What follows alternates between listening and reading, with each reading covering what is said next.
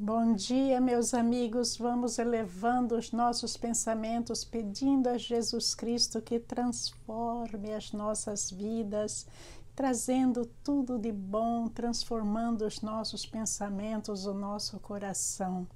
Dai-nos sabedoria, Senhor, para entender a palavra de Deus e aplicá-la em nossas vidas. Amém. O título de hoje é Você sabe o que é a segunda morte? Nós vamos continuar com o nosso curso bíblico de Apocalipse e o capítulo é 2. E hoje Jesus Cristo vai mandar a sua carta para a igreja de Esmirna. Quando nós nascemos, eu acho que o bebê, ele não nasce com nenhum pecado. Mas com o decorrer dos tempos, com a convivência com seres com natureza pecaminosa como todos nós, pai, mãe, tios, primos, primas e amigos, essa convivência vai de certa forma mostrando coisas erradas para essa criança. E muitas vezes o erro é feito de uma forma que parece que é bom.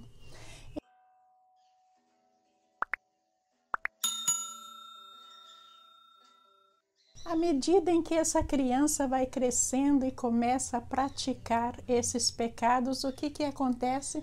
Essa criança começa a morrer para Deus, porque nós estamos mortos para Deus quando nós estamos imersos no pecado. Então, essa é a primeira morte que vai concretizar com a nossa morte do corpo material. Então, se a gente não melhorar, o que acontece? Essa morte vai ser uma morte para sempre. Nós vemos que o nosso espírito é suposto estar redimido e retornar para Deus. Mas aí fica a questão para vocês, eu acho que já dá de ter uma ideia. O que é a segunda morte? Vamos ver se vocês vão conseguir responder isso antes de eu explicar.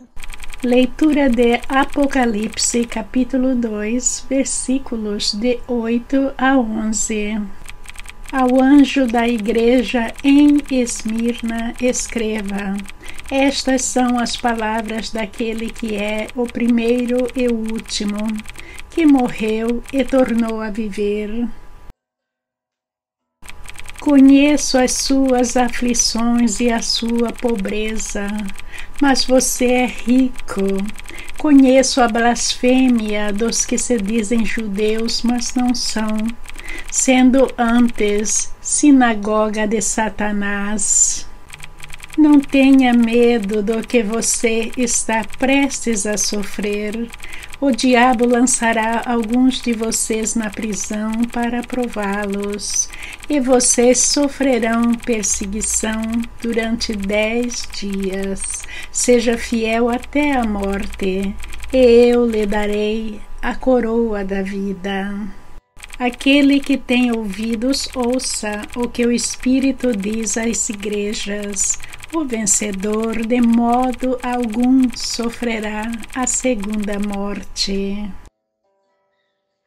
Para começar, vamos entender um pouquinho sobre a igreja de Esmirna. Esmirna significa mirra. Mirra é uma substância aromática que era usada para perfumar os cadáveres. E essa igreja Esmirna era considerada a coroa da Ásia, uma igreja muito linda. Está localizada na Turquia. Mas o que nós vamos ver é que Esmirna está passando por um período muito difícil em consequências de alguns dos seus atos. E Jesus vai escrever para Esmirna explicando isso. Mas o que estava acontecendo nessa igreja? Essa igreja começou a estar aliada ao imperador romano, de uma tal maneira que eles reverenciavam, eles adoravam o imperador romano. E essa situação se tornou tão difícil que nós vamos ver que até 50 anos depois da morte de João, esse que está escrevendo Apocalipse e recebendo toda essa profecia. 50 anos depois, existia lá na igreja de Esmirna um evangelista chamado Policarpo. E esse evangelista, ele recusou-se formalmente de adorar a César. Vocês sabem o que fizeram com ele? César mandou queimá-lo vivo. Veja em que situação essa igreja estava, com o envolvimento nas coisas humanas. E certas coisas eram obrigadas, mas aí aqueles que não querem realmente sofrer para a causa de nosso Senhor Jesus Cristo, o que é que as pessoas fazem? Se aderem a essas forças satânicas, como era César naquela época. Então, nós vamos ver que a igreja, aquele que se diz ser um evangelista, tem que ter o exemplo de Policarpo e de muitos outros que morreram pela causa de nosso Senhor Jesus Cristo, recusando se aderir a forças satânicas. Além do romano, a presença da comunidade judeia era imensa em Esmirna. E os judeus também, eles tratavam a igreja de Esmirna com muito desdém. E eles queriam, de alguma maneira, destruir essa igreja. Vamos ver que Jesus Cristo começa a sua carta se identificando, dizendo que ele é o primeiro e o último. É referência à criação do mundo. Quem que esteve aqui primeiro e quem que estará aqui na terra pela última vez é Jesus Cristo. E Jesus vai dizer que conhece as dificuldades da igreja de Esmirna. Ele está ciente da pobreza em que eles estavam lá ministrando. E Jesus também vai falar dos falsos judeus e também da sinagoga, que é a sinagoga de Satanás. Quem eram esses falsos judeus? Nós vamos ver que os judeus, eles estão divididos em muitas áreas. E tinha uma classe de judeus naquela época que fisicamente eles eram judeus porque eles nasceram lá. Mas espiritualmente falando, eles eram pagãos. Então, é desses judeus que Jesus está falando. Agora, Jesus também vai falar sobre a sinagoga do Satanás. É a aderência da sinagoga às artes satânicas. Como é que isso aconteceu? A sinagoga em si não é como esses falsos judeus. Por quê? Porque a sinagoga pregava a lei do Torá. A sinagoga acreditava nos profetas do Antigo Testamento, mas quando eles rejeitaram aceitar Jesus Cristo como o Messias e passaram a persegui-lo, o que é que aconteceu? Essa igreja ficou automaticamente distanciada de nosso Senhor Jesus Cristo. E quem é que estava dentro dessa igreja? O próprio Satanás. É por isso que Jesus está chamando de sinagoga do Satanás.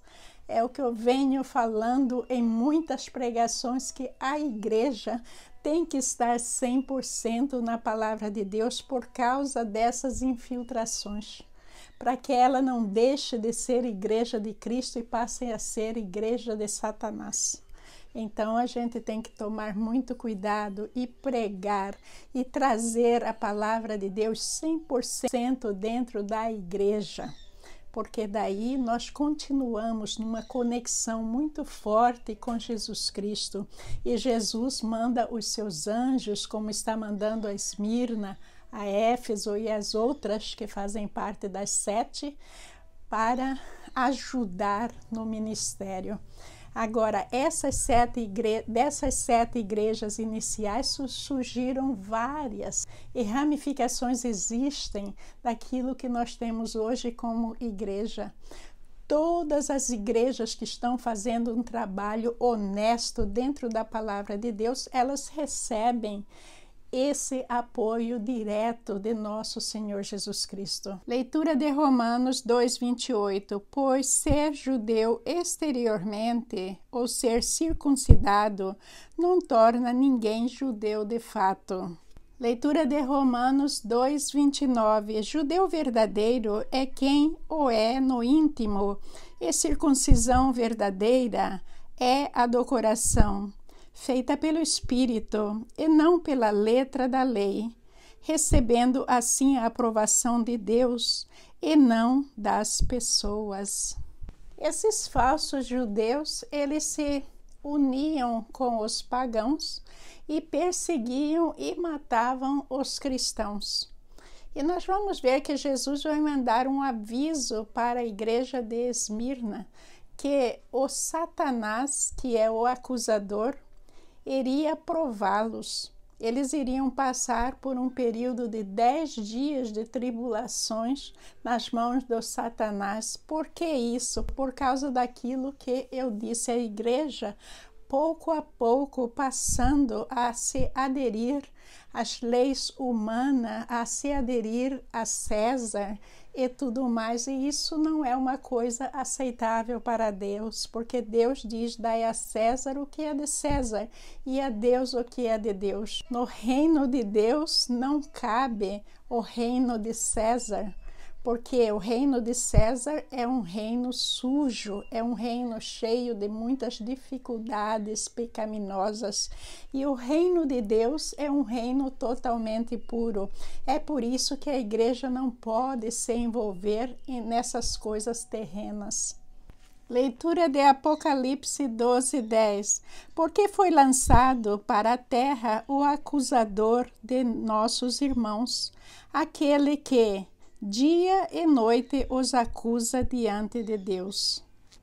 Esse acusador daqueles que pregam, daqueles que administram uma igreja, quem que é? É o próprio Satanás, e o Satanás está aqui na terra. O que Satanás quer é desacreditar aquele que prega, é desviar aquele que prega do seu caminho. Então, quanto mais pessoas estiverem se aderindo às coisas deste mundo, melhor para o Satanás. Ele está fazendo festa, é vitória para ele.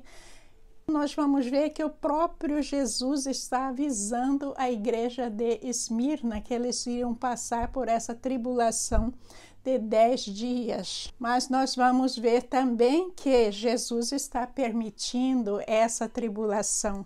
Por quê? Porque a igreja estava fazendo algo errado, porque senão Jesus Cristo não permitiria. Jesus vai pedir para a igreja de Esmirna para serem fiel até a morte, como Policarpo foi. E que, para aqueles que forem fiéis a Jesus Cristo, receberiam a coroa da vida. Essa coroa da vida não é uma coroa material, como a gente vê os reis usando, não é nada disso. Ela é uma coroa espiritual, que significa vida, vida eterna. Mas para receber essa coroa, só aqueles que realmente se mantiveram fiéis a Jesus Cristo até o fim, nem que for preciso morrer pela causa de Jesus Cristo, aí eles vão receber essa coroa da vida. O vencedor de maneira alguma sofrerá a segunda morte. Quem é esse vencedor? O vencedor que Jesus está falando é o verdadeiro cristão. Não aquele cristão da boca para fora, mas aquele cristão que vive a palavra de Deus. Ele é o vencedor. Mas aí Jesus está prometendo que ele não terá a segunda morte. A primeira morte, como nós já explicamos, é a presença do pecado em nós. A gente não pede perdão, a gente não arrepende, a gente não aceita Jesus como nosso Salvador de uma maneira genuína e verdadeira. A gente continua no pecado, aí com a nossa morte física, essa primeira morte aconteceu de uma maneira total. E aí a gente morrendo nessa condição pecaminosa, vem a segunda morte espiritual, porque em espírito nós não vamos ter nada a ver com Deus. Deus vai nos jogar no lago de fogo. Leitura de Apocalipse 20:14. Então a morte e o mundo dos mortos foram lançados no lago do fogo. Esse lago de fogo é a segunda morte. Aí Apocalipse 20:15. E quem não tinha o nome registrado no livro da vida foi lançado no lago de fogo. Quando a gente é um cristão verdadeiro, a gente vive uma vida reta, honesta, aceita Jesus como seu Salvador, a gente vive tudo o que está escrito na palavra de Deus. A gente recebe a coroa da vida, que é a coroa da vida eterna. E ao receber essa coroa, o nosso nome espiritual fica constando no livro da vida, quer dizer, uma vida eterna do lado do Pai. Nós fazemos parte da sua família.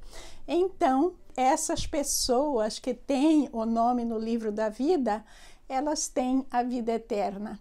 E as outras, inclusive a morte, está escrito aí, vai tudo para o lago de fogo, quer dizer, serão destruídos através do fogo, deixam de existir para Deus. Essa é a segunda morte. Espero que todos vocês tenham entendido a diferença de morte e segunda morte. A morte é a primeira morte e a segunda morte é a morte espiritual, em que a gente vai ser destruído, lançado no lago de fogo. E veja que para ter a vida eterna não devemos esquecer que nós temos que participar da corrida que o apóstolo Paulo fala o tempo todo. Essa corrida é a gente beber as lições ensinadas por nosso Senhor Jesus Cristo e vivê-la constantemente, para que no final a gente receba essa coroa da vida e também o nosso nome esteja lá registrado no livro da vida. Então aí a gente passa a ter vida eterna. Isso aí eu acho que é algo maravilhoso, é uma oportunidade maravilhosa que Deus está dando para cada um de nós.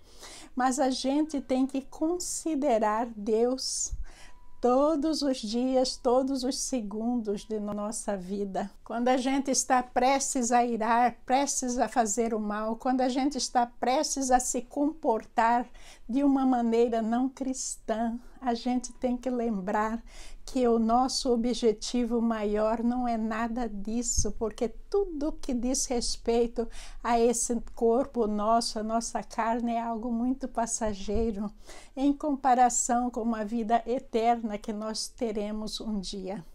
Vamos pensar nisso, gente. Isso é muito importante e é sobre o nosso futuro ao lado do Pai.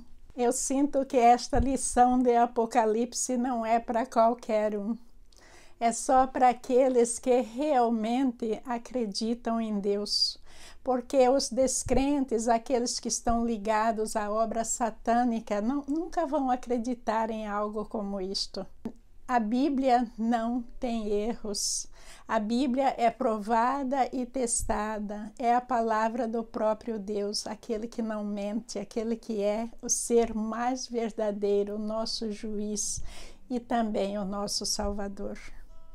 Bom dia, meus irmãos. Muito obrigada por estar estudando Apocalipse comigo, o livro em que Jesus abençoa cada um que o lê pessoalmente. Vamos buscar essas nossas bênçãos, pedir e requerê-la para nós. Que Jesus traga luz nos seus caminhos, que o seu dia seja abençoado, que a sua vida seja feita de constante renovação no caminho do Pai. Bom dia, meus irmãos, muita saúde para todos vocês, muita transformação nesse coração lindo e que se volte para Deus cada vez mais. Muita paz.